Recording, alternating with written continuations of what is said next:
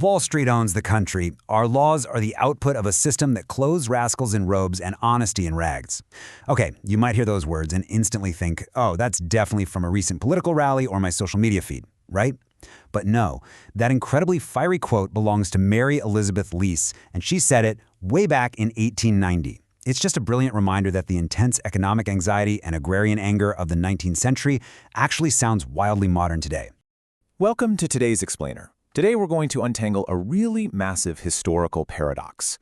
We're looking at how the highly idealized post-Civil War expansion of the American West, that promise of absolutely limitless opportunity, how it actually sparked one of the most severe economic crises and massive grassroots political uprisings in all of American history. So let's dive right in. Here's our roadmap for today. 1. The promise of the West. 2. The great agrarian trap. 3. Monopolies and the money squeeze. 4. The rise of the populists. And 5. The legacy of 1896. Section 1. The promise of the West. So, right after the Civil War, millions of Americans and newly arrived immigrants just flooded westward looking for autonomy. They were completely drawn in by the mining bonanza, the booming cattle kingdom, and the Homestead Act of 1862. But here's the thing. The actual historical reality is way different from that classic Hollywood myth of the lone white cowboy hero. The fact is, between 1868 and 1895, roughly 35,000 men drove millions of Texas Longhorns up to the northern railheads. And get this, fully one-third of those hardworking drovers were black or Mexican. And man, these were grueling, backbreaking jobs. We're talking $30 to $45 a month to move massive, stubborn herds across the plains. This whole era was really defined by brutal hard labor, not just that romanticized adventure we always see in the movies. Section 2. The Great Agrarian Trap. 49 cents. That right there is the absolute heart of the crisis. Back in the 1860s, a farmer could sell a single bushel of wheat for $1.60. But by the 1890s, that price had totally cratered to just 49 cents. Corn dropped from 75 cents down to 28 cents. Cotton plummeted from 30 cents a pound to literally just 6 cents. Now, if you're a consumer back east, hey, this is fantastic. Cheap food, cheap clothes. But for the farmers out west, the ones whose pure individual grit was basically supposed to guarantee their success, it was an absolute disaster. So how did the bottom just fall out like that? Well, the causes were deeply systemic. First off, millions of acres of brand new land were suddenly being settled. Farmers were buying all this expensive, highly mechanized equipment to farm it, and the result? Unprecedented agricultural overproduction. Plus, they were now competing on a global scale with farmers in Canada, Argentina, and Australia, so the worldwide market was just completely flooded. And here is the tragic, mind-bending irony of this entire era. These farmers firmly believed in the ideal of hard work, but because of this massive market oversupply, the harder they worked and the more efficiently they grew their crops, the poorer they actually became. They were literally producing themselves into poverty, and they just couldn't figure out why their own incredible productivity was dragging them deeper and deeper into debt. Section 3. Monopolies and the money squeeze. These deeply frustrated farmers eventually realized a harsh truth. They didn't have a specific factory boss to picket. Their enemy was this giant invisible web. And the very first major villain in their crosshairs, the railroad. You'll actually see railroads from this time portrayed in political cartoons as a giant, terrifying octopus, basically squeezing the life out of everyone. And it makes sense because they were a massive, monopolistic force. Think about it. If you're a farmer, you usually only have one single option to ship your grain to market.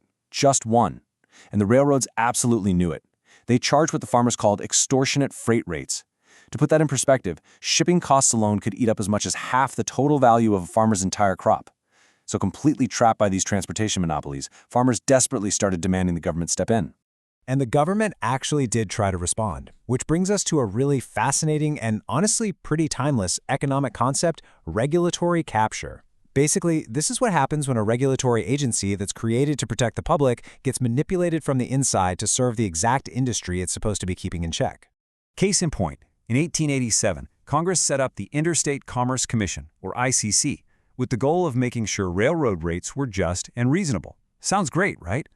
Well, the railroads very quickly figured out they could just use this new agency to their own advantage. Listen to this amazing insight from Richard Olney, who was a top corporate railroad lawyer at the time. When somebody asked him if the railroads should try to just destroy the ICC, he said absolutely not. He actually advised that the commission could be used to satisfy the public's clamor for supervision, while behind closed doors, they could ensure the ICC took the business and railroad view of things. It is a perfectly classic lesson on how supposedly protective systems can be manipulated by the very people they're meant to police. But railroads weren't the only issue. The other massive systemic force absolutely crushing these farmers was federal monetary policy, specifically the gold standard. Back then, the government tied the amount of circulating currency directly to the physical amount of gold sitting in the U.S. Treasury. But here's the catch. The American economy was booming and growing way faster than the actual gold supply could keep up with. So the money supply shrank, which caused severe deflation. That means falling prices across the board. Now, if you're a farmer holding a massive fixed-rate mortgage on your land, deflation is quite literally your worst nightmare. You are pulling in less and less cash for your crops every single season, but your mortgage payment stays exactly the same. And to make it worse, interest rates out west were sometimes climbing as incredibly high as 25%. So this immense pressure cooker naturally built up into two fiercely opposing economic camps. On one side, you have the hard money folks. These were mostly Eastern bankers and creditors. They absolutely loved the gold standard because deflation meant the actual value of the money they had loaned out was increasing. Then, on the other side, you've got soft money. This was desperately championed by the indebted Western farmers. They practically begged the government to start printing paper greenbacks or to coin free silver, anything to inflate the money supply. Why? Because inflation would raise crop prices, making it so much easier for them to finally pay off those crushing fixed debts. Unfortunately, struggling to fully grasp these massive, invisible macroeconomic forces, a lot of rural Americans started turning to conspiracy theories to explain their pain. The historical record shows this led to deeply anti-Semitic rhetoric, explicitly targeting Jewish banking houses like the Rothschilds, along with intense xenophobic hostility directed at new immigrants arriving from the Old World. Looking at this impartially, it's a stark, dark reminder of how severe economic distress frequently drives people toward the very dangerous, very human instinct to search for scapegoats. Section 4. Rise of the Populists. All of this mounting economic pain didn't just stay localized, though. It eventually evolved into a massive political uprising. It started in 1867 when farmers formed the Grange. Initially, this was mostly just to combat rural isolation through social networks, but pretty soon they started lobbying state legislatures to actually regulate the railroads. When that wasn't enough, the 1880s saw the explosion of the Farmers' Alliance. This was a massive grassroots movement demanding direct political action, including federal loans for farmers. Finally, realizing both the mainstream political parties were basically ignoring them, they took matters into their own hands and officially formed the People's Party, or the Populists, in 1892. They wanted a flexible currency, a graduated income tax, and government ownership of the railroads. And then the perfect storm finally hit, the Panic of 1893. Up to that point, it was the absolute worst economic depression the country had ever seen. 500 banks completely failed. Millions of people were suddenly unemployed. And, to make things even worse in the eyes of the populists, the U.S. Treasury actually began running out of gold. To save the government from outright defaulting, President Grover Cleveland secretly negotiated a $62 million bailout from Wall Street investment banker J.P. Morgan. Now, Morgan did save the gold reserve, but of course he made a massive, massive profit doing it. For the struggling, indebted farmers out west, this was the ultimate smoking gun. It was definitive proof that their own government had completely sold out to Wall Street. The stage was officially set for a massive showdown. Section 5. The Legacy of 1896. 1896 was the year that two entirely fundamentally different economic visions for America went head-to-head. On one side, you had the Republican William McKinley. He was heavily backed by the corporate and industrial Northeast, running firmly on keeping the gold standard. On the exact opposite side, the Democrats and the Populists actually joined forces to nominate a 36-year-old named William Jennings Bryan. Bryan completely electrified the nation with his famous Cross of Gold speech, demanding the free coinage of silver to save the agrarian South and Midwest. It was a massive, high-stakes culture and class war.